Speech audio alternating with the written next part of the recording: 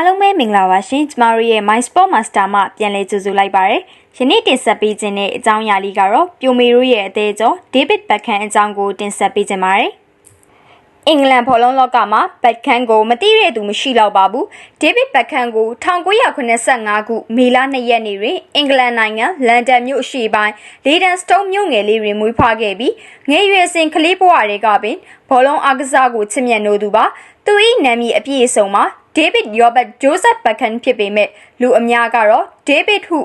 ချစ်စနိုးခေါ်ခဲ့တယ်လို့ David Beckham ဟာအသက်မွေးဝမ်းကြောင်းအလုပ်ဖြစ်ဘောလုံးအားကစားကိုတာရွေးချယ်ကစေကျော်သက်အရွယ်မှာ Leyton Orient, Brandon Rovers, Norwich နဲ့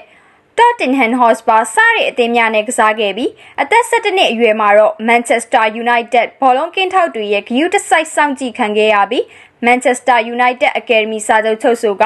Professional လူငယ်ကစားသမားဘဝကိုစတင်ရှောက်လန်းနိုင်ခဲ့ပါတယ်။ David Beckham ဒီ1992ခုနှစ်မှာ Man U လူငယ်အသင်းနဲ့အတူ FA Plus စကူကဘောလုံးပရိသတ်နဲ့ကျွမ်းကျင်သူများကပါရမီရှင်တယောက်အဖြစ်ချီးကျူးဂုဏ်ပြုခဲ့ပြီးနောက်တစ်နှစ်အကြာမှာတော့ Manchester အသင်းကြီးနဲ့စာချုပ်ချုပ်ဆိုက Manchester United ရဲ့အဓိကကစားသမားတဦးဖြစ်လာကအသက်20အရွယ်မှာတင်Manchester United လို့အသင်းမှာသာမကပဲဥရောပတဝမ်းမှာပါအကောင်းဆုံးဘောလုံးသမားဖြစ်လာတာကြောင့် Pepsi, Adidas လိုနာမည်ကြီးတစိမ့်တွေစီကကြော်ညာခအခကြီးငွေအမြောက်အများရရှိခဲ့ပြီးလူငယ်ကစားသမားဘဝမှာရင်ချမ်းသာကြွယ်ဝလာသူဖြစ်ပါတယ်။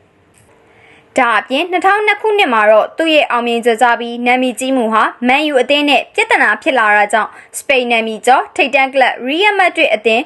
ယူရို35တန်းဖြင့်ပြောင်းရွှေ့သွားကစပိန်ကလပ် Real Madrid တွင်မူသူ့ရဲ့အမှတ်တစိမ့်တစ်ခုဖြစ်တဲ့ Special Free Kick နဲ့တိကျတည်သက်ကောင်းမွန်လှတဲ့ဖြတ်တင်ဘောရီကြောင့်နာမည်ကြီးကပြိတ္တများတဲတဲလို့အားပေးမှုကိုရရှိခဲ့သူတစ်ဦးဖြစ်လာပါတယ်။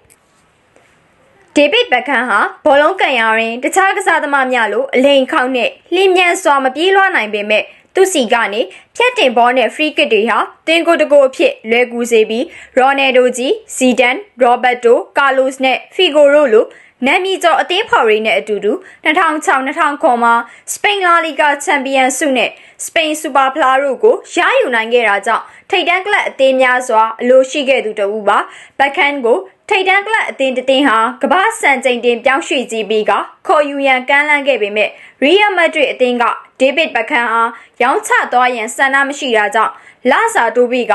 အသင်းနဲ့စာချုပ်တစ်ထပ်မံချုပ်ဆိုလိုက်ပြီးအသင်းမှာကစားသမားဘဝကုံဆုံးသည့်အထိရှိနေစေဖို့မျှော်လင့်ခဲ့ပေမဲ့ Real Madrid အသင်းရဲ့ကစားသမားအပေါ်ပိုင်းခြားရတဲ့ policy ကြောင့် David Beckham တယောက် Real အသင်းနဲ့လမ်းခွဲခဲ့ရပြီး American Club LA Galaxy အသင်းထံစံချိန်တင်လောက်ခလာစာကြောင့်ပြောင်းရွှေ့သွားခဲ့ပြီးနောက်မှာတော့ဥရောပအီတလီကလပ်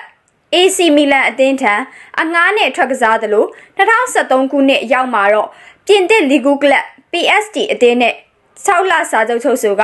PSG အသင်းနဲ့အတူရာသီကုန်ချိန်မှာတော့ပြင်သစ်လီဂူချန်ပီယံဆုကိုထပ်မံစကူကချန်ပီယံဆုရခဲ့ပြီးနောက် David Beckham ဟာ PSG အသင်းနဲ့ပဲသူ့ရဲ့ professional ဘောလုံးကစားသမားနောက်ဆုံးပွဲကစားခဲ့တယ်လို့Beckham ဒီ England Premier League ချန်ပီယံဆုစပိန်လာလီဂါချန်ပီယံဆုနဲ့ပြင်သစ်လီဂူချန်ပီယံဆုတွေကိုရယူနိုင်ခဲ့သူဖြစ်ပြီးအနားမယူခင်မှာလည်းကမ္ဘာလောက်ခလာစာအမြင့်ဆုံးကစားသမားအဖြစ်မှတ်တမ်းတင်နိုင်ခဲ့သူပါ